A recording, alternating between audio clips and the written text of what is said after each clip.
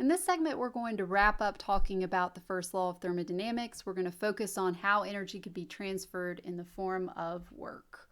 So this is where we left off. We've got our first law, which is also known as the conservation of energy. And it states that the change in energy stored by the system is equal to the net amount of energy transferred to the system.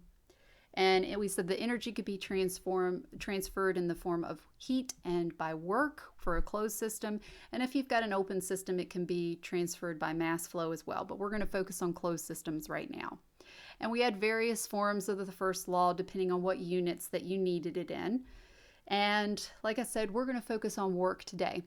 And just like with heat transfer, we have two ways of referring whether work is going into or out of the system. We've got sign convention and subscript convention. So sign convention, we use the sign, a positive or a negative sign, to indicate whether work is going into or out of the system. So W is our symbol for work, and it's the net work transfer across the system boundary out of the system. So here's our system. And if work is a negative number, it means that work is being transferred to the system. And if it's a positive number, then it means that work is transferred out of the system. You may notice that this is completely opposite as the heat transfer sign convention. So we said that if Q is a positive number, it means that Q is going into the system. Well, here we say that if work is positive, it means it's going out of the system. So it's opposite. You just kind of have to remember that. Subscript, we just use a subscript to tell whether it's going in or out. And we can refer to the work net output, and that would be any work out minus any work in, where both the work in and the work out are both positive quantities. And like I said, when we talked about heat transfer, we are going to primarily use the sign convention in this class. We'll use the subscript convention when we talk about cycles, but that's going to be a very small part of the class. And just some semantics, when we say work transfer out of the system, we could also say work is done by the system on the surroundings. We could also say that work energy is leaving the system, or more informally, we could just say that we're getting work out of the system. And when we say work transfer into the system, you could say work is being done on the system by the surroundings, or work energy is entering the system. So a lot of different ways of saying the exact same thing. Just be aware of that and try not to get confused with the language there. All right, so we use a capital letter W if we want our work in terms of kilojoules or BTU, so units of energy. We could also put it in terms of energy per unit mass by dividing through by mass. And we could talk about the rate at which work is being done. And it's the same kind of notation. So when we talked about the rate of heat transfer, we used Q dot. Here we use W dot. And we don't normally say the rate of work being done. We say power. So be aware of that as well. Now you are familiar probably with this equation right here, because I believe everybody has taken Physics 1. So work is the energy transfer associated with a force acting through a distance. We will talk a lot about mechanical work. So these are examples that you may or may not have seen. I'm sure everybody has calculated the work to compress a spring. You could also apply this to non-mechanical work. We'll primarily focus on mechanical in this class, but just be aware that the definition for work that you see here, it still fits if you want to calculate electrical work, for example. It's just a different type of force. It's a different way of thinking of that. These two are examples that we'll use a lot in this class, so let's look at those just a tiny bit closer. So the paddle wheel example, we saw this once before when we talked about microscopic kinetic energy. So if you have a problem like this, the work that's being done on it's shaft work. So you're applying a force on that paddle wheel to turn it a certain distance, which would be measured in, say, degrees or radians. That value in this class will just be given to you. So I'm not going to have you calculate shaft work. I would tell you what that value was. It would be up to you to understand that in this kind of example, the paddle wheel is doing work on the system. So any work value that you were given would be a negative value if you're using the sign convention, because work is being done on the system itself. We do a lot of examples with expansion and compression work in here. So this is boundary work, and it's due to your system, which you see in the picture here, a gas or a liquid expanding or compressing. So let's look at that just a bit closer, because you're going to have to calculate that. All right, so here's our equation for work. It's force, the integral of force acting through a distance. And what we're going to do now is we're going to put that force just in terms of something that's a little bit, a little bit maybe easier to measure. So pressure times the area on which it's acting. So the area in this picture would be the cross-sectional area of that piston head. Okay, so now you've got the integral of P times the cross-sectional area times dx, which is the distance from x1 to x2. So during that expansion process. And I'll notice that that quantity, A times dx, is just equal to the differential amount of volume that that gas or liquid expands. So here's my equation for boundary work. And there are some limitations on that. This is the equation that we're going to use in this class to calculate boundary work. But I want you to be aware that there are limitations with this formula. So using this formula requires us to know the mathematical relationship between pressure and volume, and that might not be as obvious or as easy to derive or calculate or obtain as it seems. So this is an example, which you'll see in just a second. This is an expansion process for a combustion process within a piston cylinder. And if you look very, very closely, you can see that within that piston cylinder, it's not this homogeneous system, right?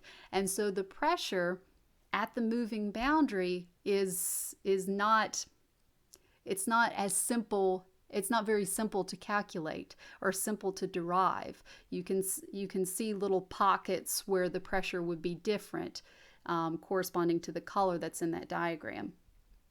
And so you could curve fit the data. You could curve fit the data to get an approximation of how pressure and volume are related to one another, but it's just that. It's an approximation. And a lot of times you won't be able to calculate it, and you could only obtain how much work you get out of a process or how much work you have to put into a compression process. You'll have to experimentally not derive it, but find that by experimentation. Now, we use this equation in our class because we are approximating it as an idealized process called a quasi-equilibrium process. And what this means, if you look at this picture right here, you've got a piston cylinder type setup, you've got a gas or a liquid, and you could think of that as the piston head. And if you take away these tiny little bits of these tiny spheres, these tiny little masses, you allow that gas or that liquid to incrementally expand. And so as it incrementally expands, it's going through a series of equilibrium states. And that's what we mean by quasi-equilibrium process. In reality, this is not something that you're probably going to see. It's an approximation, and so just please be aware of that the work that you calculate for this, there will be a difference between the work for this idealized process and an actual compression or expansion process. There are two cases that are very, very simple to calculate based on this formula right here, and the first one would be a constant pressure process. So that integral becomes very easy to evaluate because if pressure is constant, it comes right out of the integral. And so then this is just the pressure times V2 minus V1. So let's look at this on a PV, a graph for pressure that looks at pressure and volume, how those are related. If the pressure is constant, you'll see this shaded area right here, the line goes straight across, and that shaded area represents the work for that process, the work done by the system on the surroundings for that expansion process. You'll also notice that because it's an expansion process and your volume, your V2 is bigger than V1, if it's an expansion process, this would be a positive number. If it's a compression process, it would be a negative number. Now let's look at a constant volume process. This is even easier to evaluate because dV is just 0.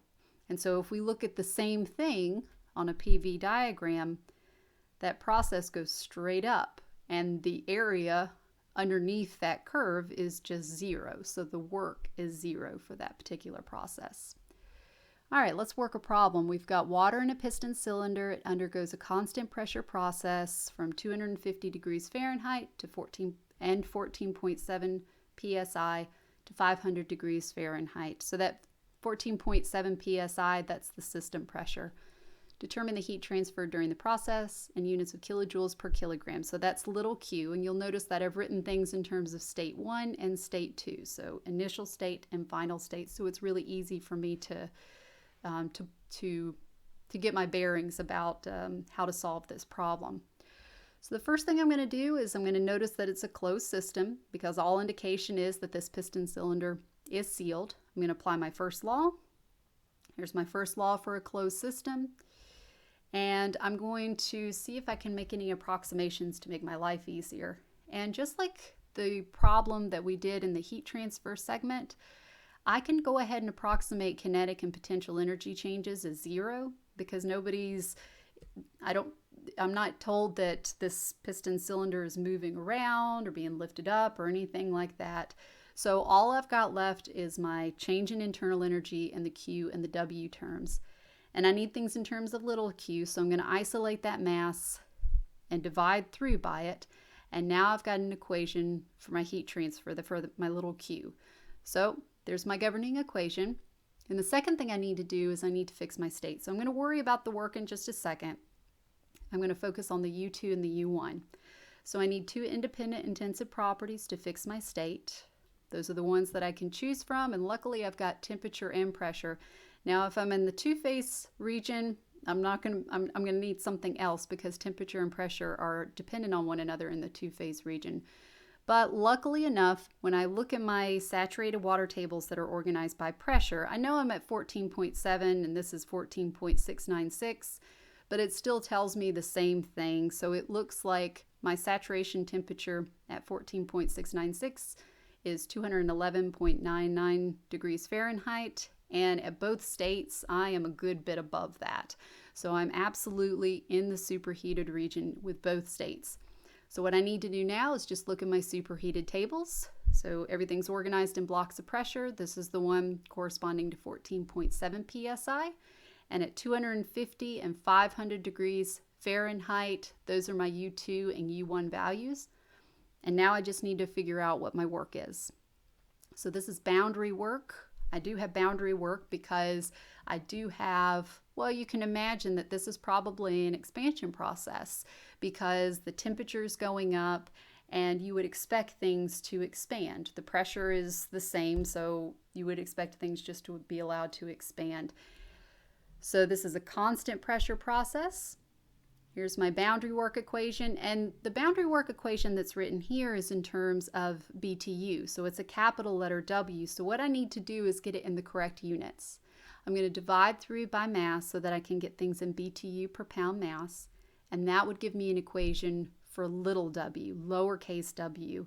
And then instead of being the integral of P dV, where V is volume, now I have the integral of P dV, where V is specific volume, volume divided by mass. And since my pressure is constant, that pressure comes right out of the integral, and so I just have P dV, V2 minus V1. All right, so I can look up the specific volume at both of those temperatures. I've got V1 28.42, V2 is 38.77, and it's feet cubed per pound mass. I know, and I like to write pound with an M if I'm talking about pound mass, just to differentiate it from pound force. So when I plug things in, I do need to be really, really careful about my units, and I need to go through and look at my conversion factor sheets and make sure that all my units boil down to BTU per pound mass. And then when I plug it into my governing equation up there, I end up getting 118.45 BTU per pound mass. All right, well, thank you very much for watching.